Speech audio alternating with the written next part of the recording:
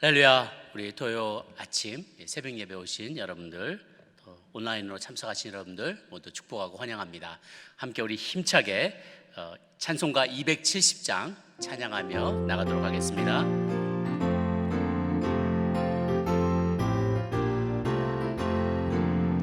변찮는 주님의 사랑과 거룩한 보혈의 공로를 우리 다 찬양을 합시다. 주님을 만나볼 때까지 예수는 우리를 깨끗게 하시는 주시니 그의 피 우리를 눈보다 더 희게 하셨네. 우리를 깨끗게 한 피는 무궁한 생명의 물일세. 생명의 구원을 받은 자 하나님 찬양을 합시다.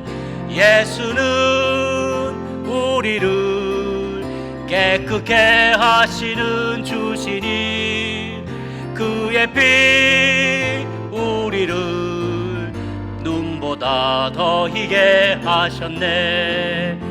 주님의 거룩한 보혈을 날마다 입으로 간증해 담대히 싸우며 나가세.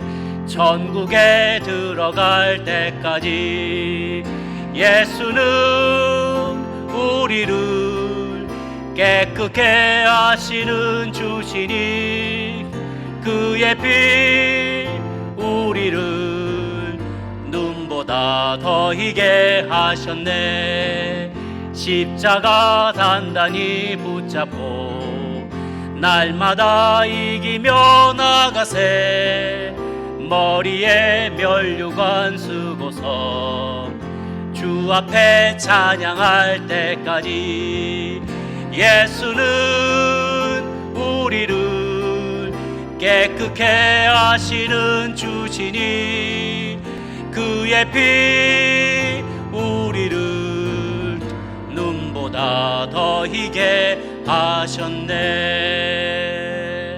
아멘. 기도하겠습니다. 고마우신 우리 주님, 우리 주님의 변치 않는 사랑과 그 거룩한 보혈의 공로를 의지하며 이 아침에도 주의 예배하며 주의 전 앞으로 나아갑니다. 주님의 거룩한 임재가 있는 성소에 나아가 예배할 때 우리가 온라인으로 또 예배하지만 그러나 어느 곳에나 편재해 계시는 우리 주님 예수님 그 영을 우리가 마주대하고 주님께로부터는 그 보좌로부터 흘러나오는 주님의 은혜와 은총을 마음껏 맛보는 시간이 되게 하여 주시옵소서. 주님의 음성에 귀 기울이고자 합니다. 하나님, 이 시간 우리의 무지한 영혼이 주의 말씀으로 인하여 깨우침을 얻게 하여 주시옵소서. 우리의 영안이 열려서 주의 빛에 주의 진리의 신비로운 것들을 보게 하여 주시옵소서. 눈을 열어서 하나님 그 놀라운 진리의 세계들을 체험할 수 있도록 도와주옵시고, 하나님 우리가 예배할 때 전심으로 이곳에 임재해 계신 주님을 만날 수 있도록 정말 주의 법궤 앞에서 속옷바람으로 춤췄던 다윗과 같이 온전한 마음으로 살아계신 하나님 예배하는 이 시간이 될 수 있도록 주님 축복하여 주시옵소서. 그리하실 줄 믿사옵고 살아계신 우리 구주 예수님의 이름으로 기도 올리옵나이다.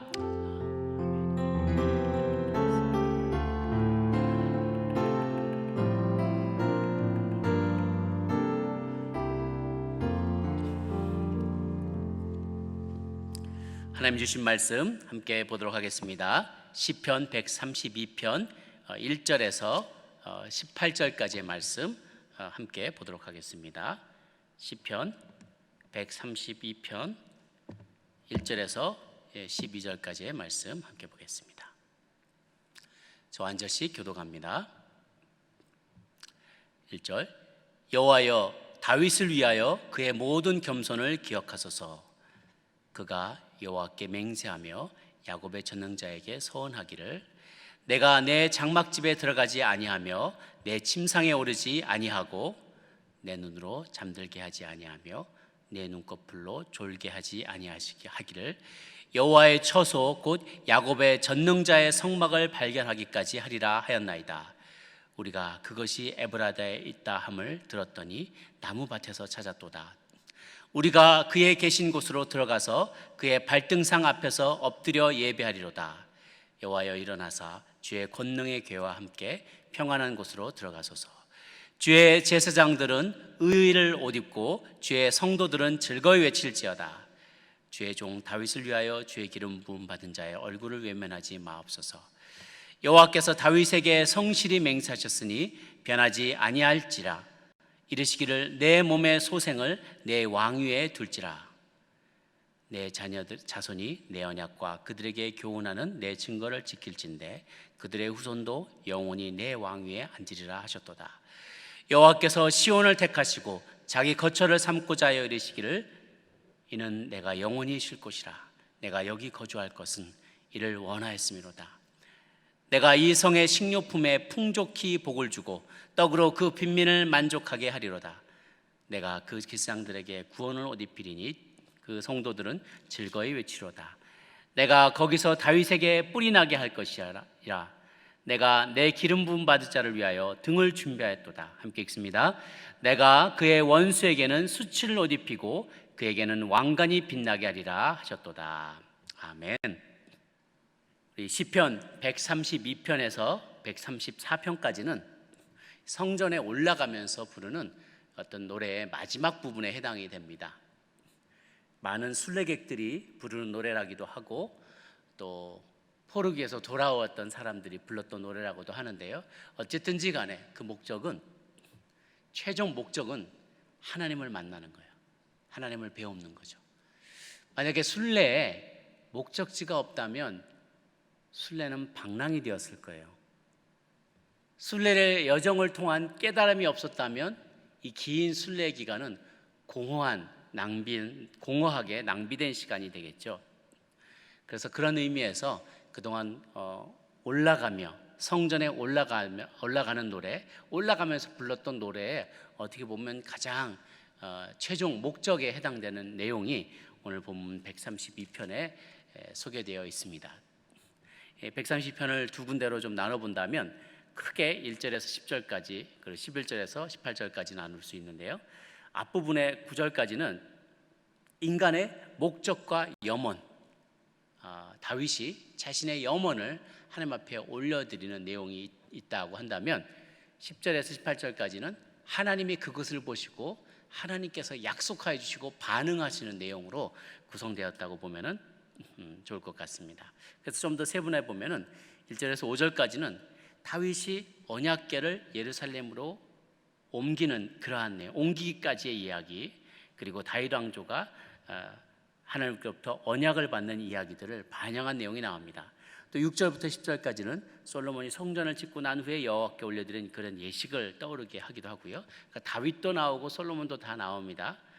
또 13절 뒤쪽에 후반부에 가보면은 시온과 예루살렘과 성전 여호와 임재가 다 한 곳에 모여 있는, 이제 드디어 먼 곳에 떨어져 있는 하나님의 임재가 여러 곳을 떠돌아다니는 것이 아니라 하나님이 예루살렘 가운데 이스라엘 백성과 하나가 되어서 그들을 축복하시고 복 주시는 그런 내용들이 나와 있는 것이죠. 먼저 1절부터 10절까지 내용은 어떻게 보면 겸손한 다윗을 기억하여 주옵소서라고 이렇게 노래 부르는 것하고 같아요. 다윗은 하나님 앞에서 참 겸손한 사람이었습니다. 1절에 보니까 여호와여 다윗을 위하여 그의 모든 겸손을 기억하소서. 그가 어떤 약속을 했냐면 여호와께 맹세하여 가로되 야곱의 적는 자에게 서원하기를 내가 내 장막집에 들어가지 아니하며 내 침상에 오르지 아니하고 내 눈으로 잠들게 하지 아니하며 내 눈꺼풀로 졸게 하지 아니하기를 여호와의 처소 곧 야곱의 전능자의 성막을 발견하기까지 하리라 하였나이다 라고 그랬어요. 무슨 뜻이냐면 다윗이 맹세를 합니다. 하나님께서 하나님의 장소에 마땅히 계셔야 될 곳에 계시지 않고 하나님께서 기럇 여아림이라는 곳에 언약궤가 그곳에 위치하여 있어요. 왜냐하면 그 전에 블레셋 족속들과 싸움이 벌어졌을 때 그 언약궤를 빼앗겨 버렸단 말이죠. 빼앗겨서 여기저기 사실상은 블레셋 땅에 조리돌림을 당했어요. 여기 갔다가 저기 갔다가 다른 성으로 돌려받다가 거기 갔을 때 저주가 임하니까 각 마을에서 다 리젝트하는 거예요. 우리 마을에 두지 말아라. 다른 성으로 옮겨가면 거기에 또 많은 전염병이 퍼지고 많은 사람이 죽고, 그러니까 계속 블레셋의 도성들을 떠돌아다니던 하나님의 언약궤가 마침내 그들이 다 싫어하기 때문에 기럇 여아림이라는 곳으로 옮겨지게 됐죠. 거기 이제 아비나답의 집인데요. 우여곡절 끝에 이곳에 옮겨졌는데 그것을 아무도 신경을 쓰고 있지 않았어요. 사울 왕은 그가 있는 곳에 통치할 동안에 아무도 신경을 쓰지 않았던 거죠.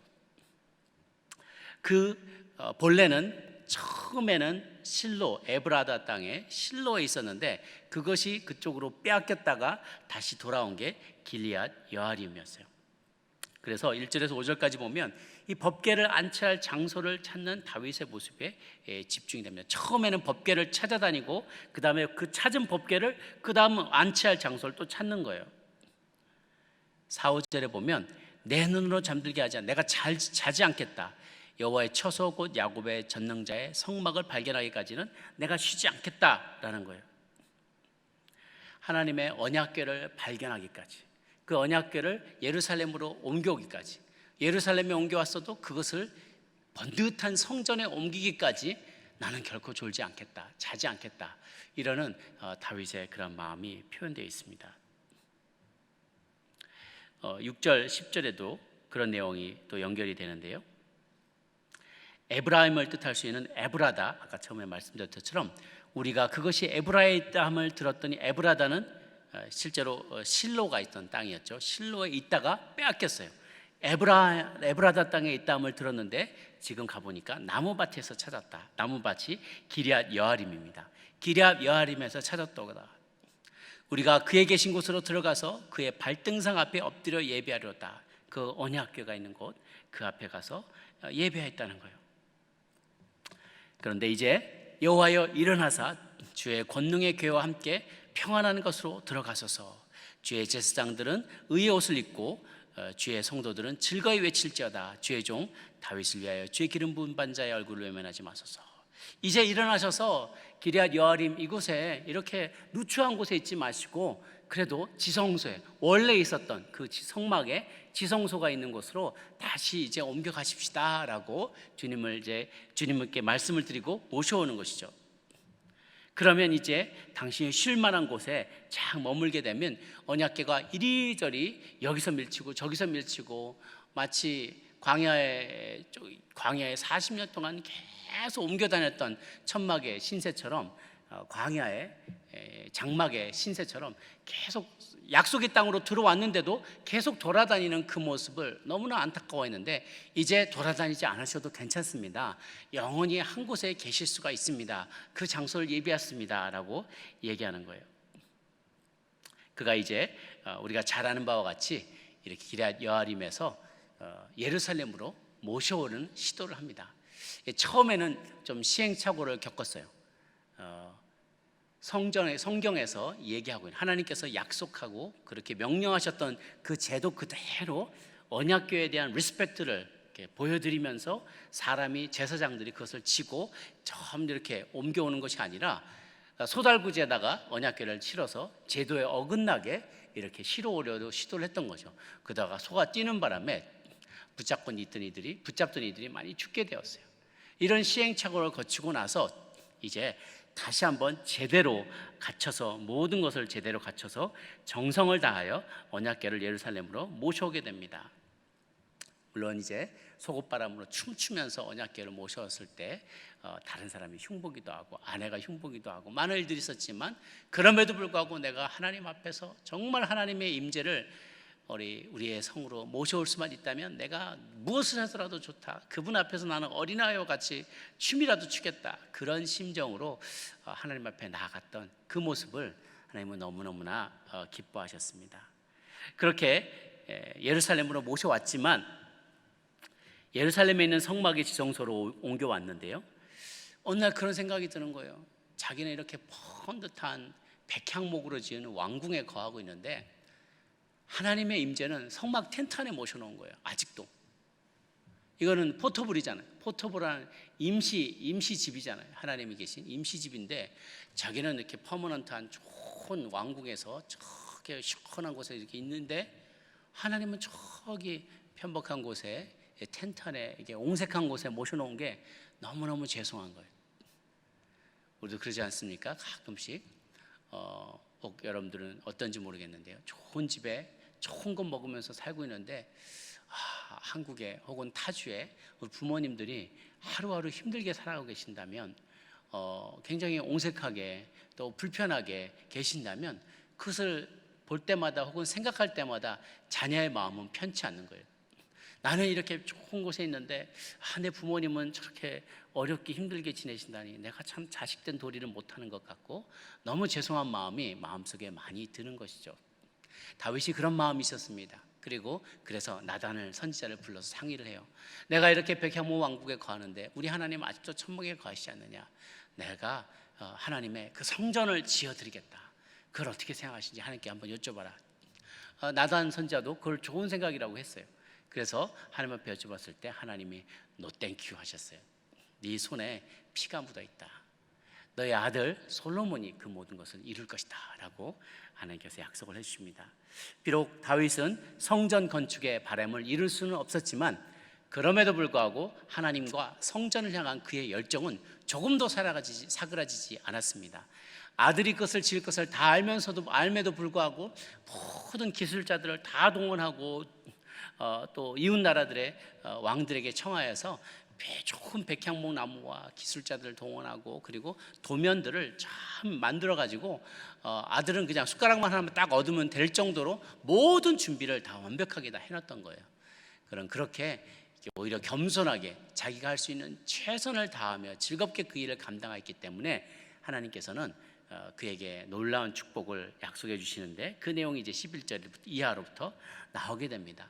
저는 잠깐 다른 얘기를 하고 싶은데요, 성전을 만드는 과정, 이 과정은 사실 돈 있으면 누구라도 할 수는 있는 것이에요. 그런데 가만 보면 성전을 뚝딱 만드는 것 자체가 중요하지 않는 것을 보게 됩니다. 유럽에서도 가만 보면 성전이 100년이 넘게 지은 성전이 너무 많아요. 웨스트민스터 애비는 딱 500년이 걸렸다고 합니다. 밀란의 대성당은요 577년, 독일에 있는 콜로니아의 대성당은 672년, 지금도 약 한 138년째 짓고 있는 스페인의 사그라다 파밀리아네요. 그런 성당들이 있죠. 메디치 가문이 완성했던 이탈리아의 쿠오모 대성당. 돈 있으면 금방 만들 수도 있었을 거예요. 그런데 그 과정을 하나님은 참 중요하게 생각하는 것 같아요. 한 사람이 헌금하고 또 다른 사람이 헌금하고 또 다른 사람이 거기에다가 건축물에 뭔가를 또 하나를 애드를 하고, 그 당시에는 기술이 나오지 않았기 때문에 올리지 못했던 원형의 그런 돔을 위해서 그것을 비워놓는 거예요. 그러면 다음 세대가 와서 또 그것을 또 지어나가요. 이렇게 세대와 세대를 이어서 하나님의 성전을 지어나가는 모습이 얼마나 아름다운가 생각을 하게 됩니다.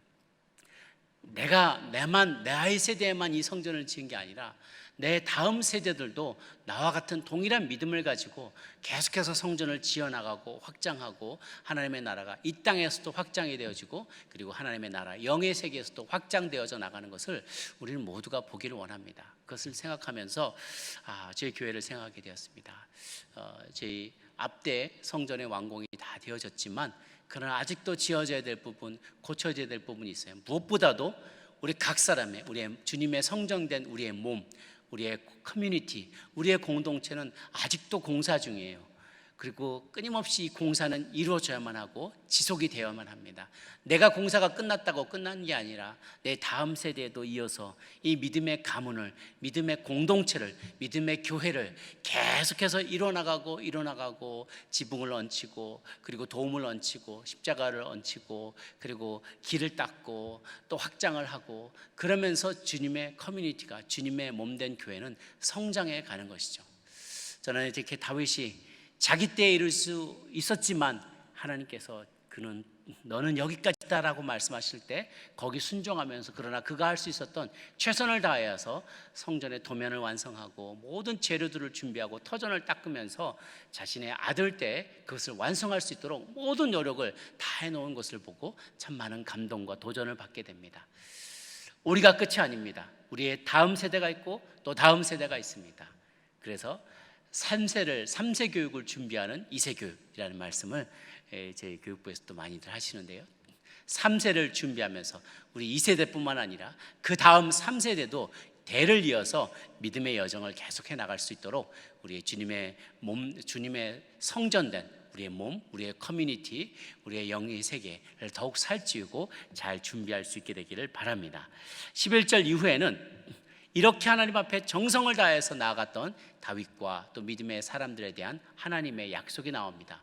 다윗이 하나님 앞에서 겸손했다면 하나님은 다윗 앞에서도 성실하셨습니다. 우리가 예수 그리스도의 별명을 다윗의 후손이라고 하죠. 그래서 하나님께서 이렇게 구약에서부터 점점 어떻게 보면 계시와 약속을 구체적으로 해주세요. 처음에는 아담을 통해서 너의 후손이, 너의 자손이, 하와를 통해서 너의 자손이 뱀의 원수의 머리를 밟게 될 것이고 그 원수가 네 발 뒤꿈치를 물게 될 것이다 라는 얘기하면서 인류의 후손 가운데서 원수마귀를 무찌를 자가 나오게 될 것을 이야기했어요. 아브라함의 후손 이야기를 하시면서 또 아브라함 이제 그것을 한 나라로 축약을 하시죠. 그러다가 야곱에 의해서 유다의 자손 중에서 홀이 그 유다의 자손을 떠나지 않을 것이다 하면서 유다의 자손도 지파로 한정해요. 유다의 지파로 한정했다가 이제는 그 중에 다윗의 후손으로 점점 좁혀져 갑니다. 그리고 나서 나중에 예수 그리스도가 나오게 되죠. 아담의 후손, 아브라함의 후손, 야곱의 후손 유다, 그리고 그 중에 다윗의 후손, 그것을 올 이가 메시아로서 하나님은 온 세상을 다스리고 통치하고 구원하실 것이다 라고 약속을 해주신 것이죠. 이렇게 놀라운 약속을 받게 된 그 다윗은 하나님 앞에서 늘 신실함을 잃지 않았던 자입니다. 하나님께서는 그것을 기억하시고 11절에 다윗에게 성실히 맹세하였으니 변하지 아니하실지라 이르시기를 내 몸의 소생을 내 왕 위에 둘지라. 내 자손이 내 언약과 그들에게 교훈하는 내 증거를 지킬진대 그들의 후손도 영원히 내 왕위에 앉으리라.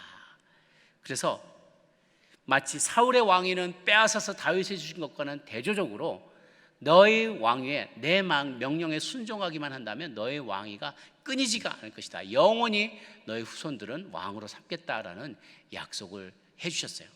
물론 이 약속은 역사 속에서 정확하게 그대로 성취되는 것 같지는 않습니다. 왜냐하면 남유다가 바벨론에게 멸망했기 때문이죠.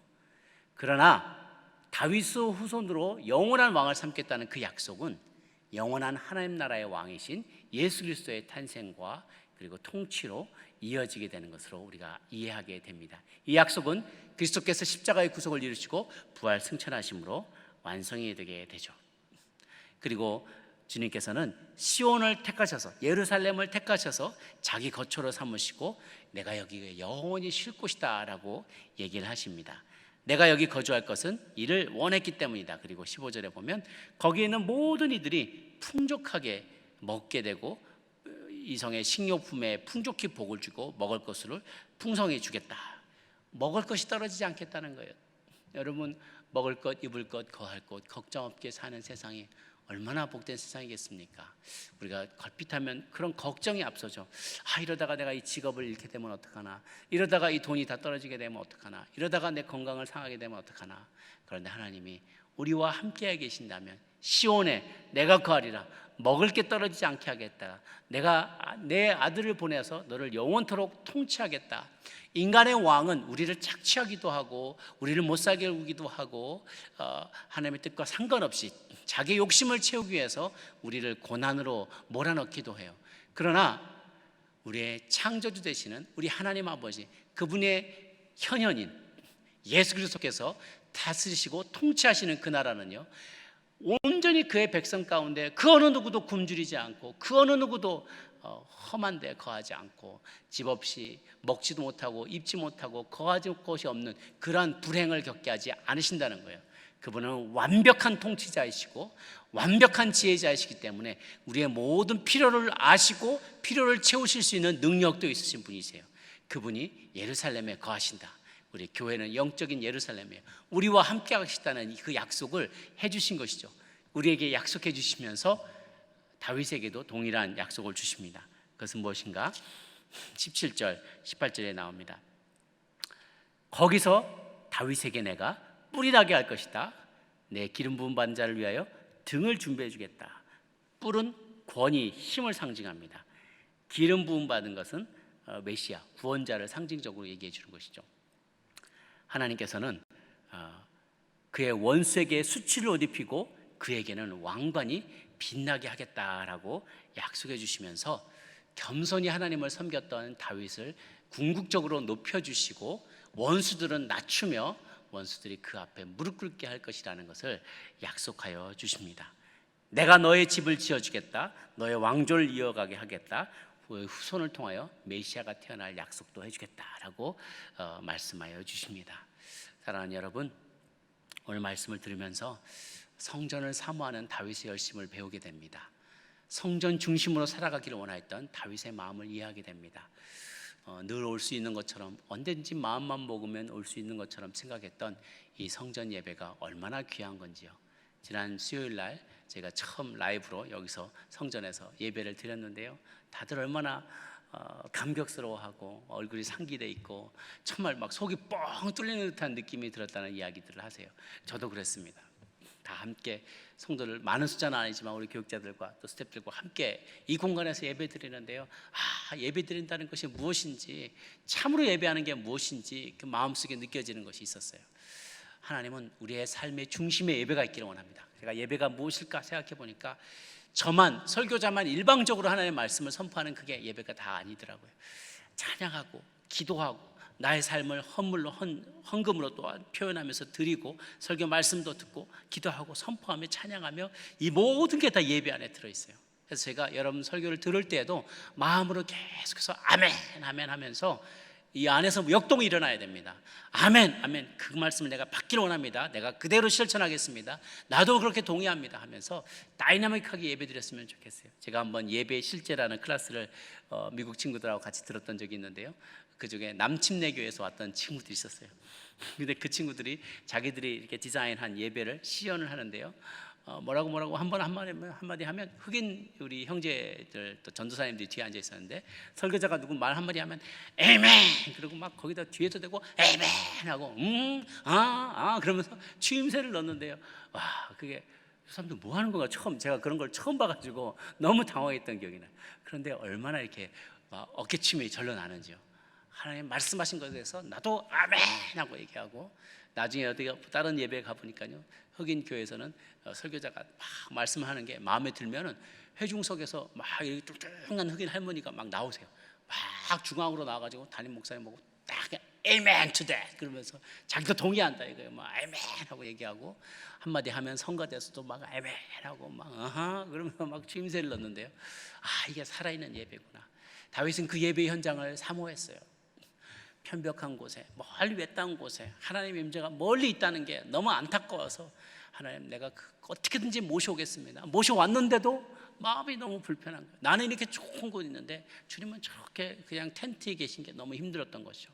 우리에게 그런 마음이 있는가? 예배를 드리는 것에 대한 열심이 있는가? 하나님의 임재에 대한 사모하는 마음이 있는가? 그분을 한순간도 떠나기를 원치 않고 그분을 내 삶의 가장 중심으로 모시기를 원하는 마음이 있는가 돌아보기를 원해요. 그럴 때 하나님은 다윗에게 축복했던 뿔을 주시고 기름 부어 주시고 등을 주셔서 우리에게 약속한 모든 것 부족함이 없이 살아가는 능력 있는 종들로 삼아주실 줄로 믿습니다. 그렇게 한 주간도 승리하신 여러분 되기를 주의 이름으로 축원합니다. 기도하겠습니다. 우리 한번 기도할 때, 주님, 성전에 올라가며 많은 믿음의 사람들이 불렀던 그 노래 우리도 함께 부를 수 있게 도와주옵소서. 지금까지 순례의 길을 걸어왔습니다. 우리의 순례의 길에는 목적이 있습니다. 그렇지 않았더라면 방랑이 되었을 것입니다. 우리의 목적지는 하나님의 임재가 있는 곳입니다. 주의 성전입니다. 언약궤가 있는 곳입니다. 하나님의 임재가 있는 그곳을 사모하며 다윗이 속옷 차림으로 그 앞에서 온갖 춤을 추며 하나님을 예배했던 마음, 우리에게 동일한 마음을 허락하여 주옵소서.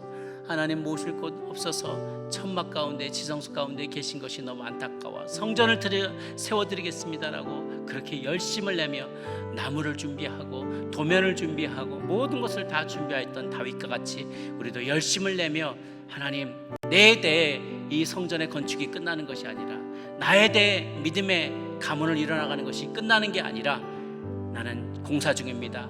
우리의 가정도 공사 중입니다. 우리 교회도 공사 중입니다.